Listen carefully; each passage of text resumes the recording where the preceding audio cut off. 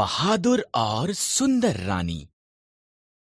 Esther फारस की रानी थी, यहाँ तक कि उसका पति राजा क्षयर्ष उसके रहस्य को नहीं जानता था। एस्तेर यहूदी थी।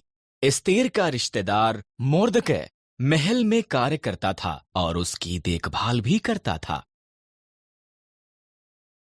राजा क्षयर्ष के सलाहकार हामान ने एक बड़े इनाम को प्राप्त किया। वो बहुत घमंडी था। मोर्दकै के सिवा हर कोई उसके आगे सिर झुकाते थे। हामान अपमानित हुआ।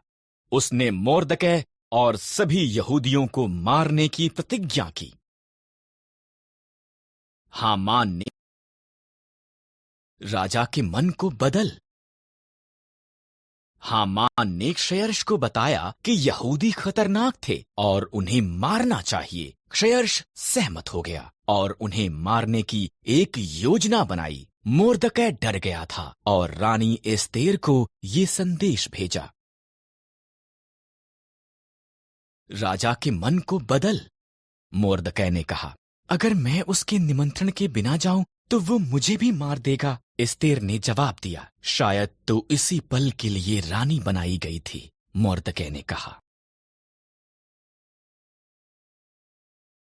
एस्तेर साहस के साथ ये प्रयास करने के लिए सहमत हुई। वो सिंहासन के कमरे में गई। राजा क्षयर्ष उसकी सुंदरता से चकित हुआ और उसे अंदर निमंत्रण दिया। क्या हम हामान के साथ रात का खाना खा सकते हैं? उसने पूछा।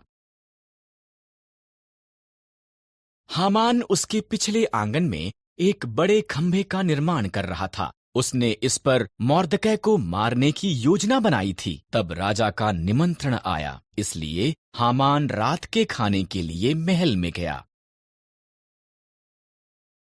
एक मनुष्य मुझे और मेरे लोगों यहूदियों को मारना चाहता है, एस्तेर ने राजा क्षयर्ष को बताया। कौन ऐसी बात करेगा? उसने पूछा। दुष्ट हामान। एस्तेर रोई। हामान, सिपाहियों, उसे मार दो। इस तरह हामान उसी खंभे पर टांग दिया गया जो उसने मोर्दकै के लिए निर्माण किया था। एस्तेर के कारण यहूदी बचाए गए थे। उन्होंने एक बड़ा त्योहार मनाया जिसका वो आज तक भी जश्न मनाते हैं।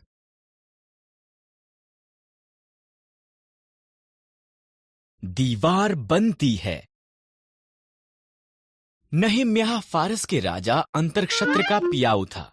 नहम्याह ने सुना कि यरूशलेम विनाश में पड़ा था और ये कि उसके मित्र वहां पर परेशानी में थे। उसने उनकी सहायता के लिए परमेश्वर से कहा।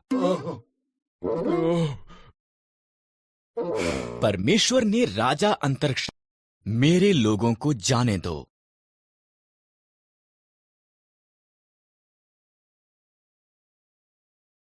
इसलिए परमेश्वर ने मिस्र के आकाश को कुटकियों से भर दिया। वो वहां धूल के समान भर गई। फिर उसने मिस्र के देश को डांसों से भर दिया। फिर भी फिरौन ने उनकी नहीं सुनी।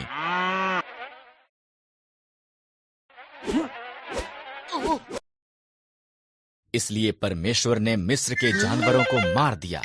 घोड़े, गधे, ऊंट, भेड़ें और बकरियां सब मर गए। फिर उसने मिस्री लोगों को फोड़े से पीड़ित किया। फिर भी फिरौन ने उनकी नहीं सुनी। परमेश्वर ने मिस्र की फसल का नाश करने के लिए ओलों की वर्षा भेजी। उनकी जौ और सन्न की फसल नष्ट हो गई। तब उसने बचे हुए फल को खाने के लिए टिड्डियां भेजीं। फिर भी फिरौन ने उनकी नहीं सुनी।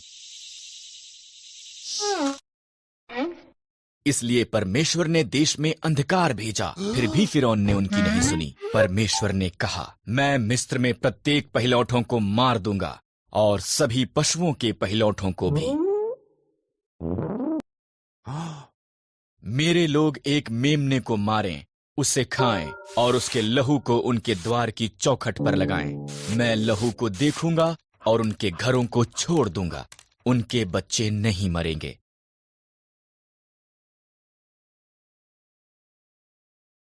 तुम इसे फसह कहोगे और सदा उसे याद रखोगे। इस्राएलियों ने परमेश्वर की आज्ञा मानी, पर मिस्रियों के पहिलौठे मर गए, यहाँ तक कि फिरौन का पुत्र भी। अंत में फिरौन ने सुनी और उसने इस्राएलियों को जाने दिया।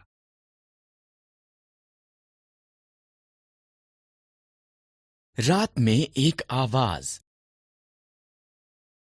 हन्ना उदास थी क्योंकि उसके कोई संतान नहीं थी। उसने प्रार्थना की और परमेश्वर ने उसे एक पुत्र शमूएल दिया।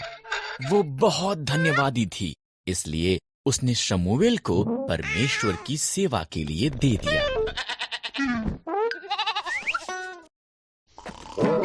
हन्ना ने उसका बेटा जो छोटा था को एली याजक के साथ तंबू में छोड़ दिया। शमूएल ने बूढ़े अंधे एली की सहायता की। वो तंबू में ही सोता था, जबकि एली साथ के कमरे में सोता था। एक रात शमूएल ने उसका नाम पुकारती एक आवाज को सुना। वो उठा और दौड़कर एली के पास गया। क्या आज्ञा है? उसने कहा। मैंने तुझे नहीं बुलाया। एली घुरघुराया। वापस अपने बिस्तर पर चला जा। शमूएल वापस बिस्तर पर चला गया। उसने फिर उसका नाम सुना। शमूएल दौड़कर एली के पास वापस गया। क्या आज्ञा है? उसने कहा। मैंने तुझे आवाज नहीं दी। एली नींद में बड़बड़ाया। वापस अपने बिस्तर पर चला जा।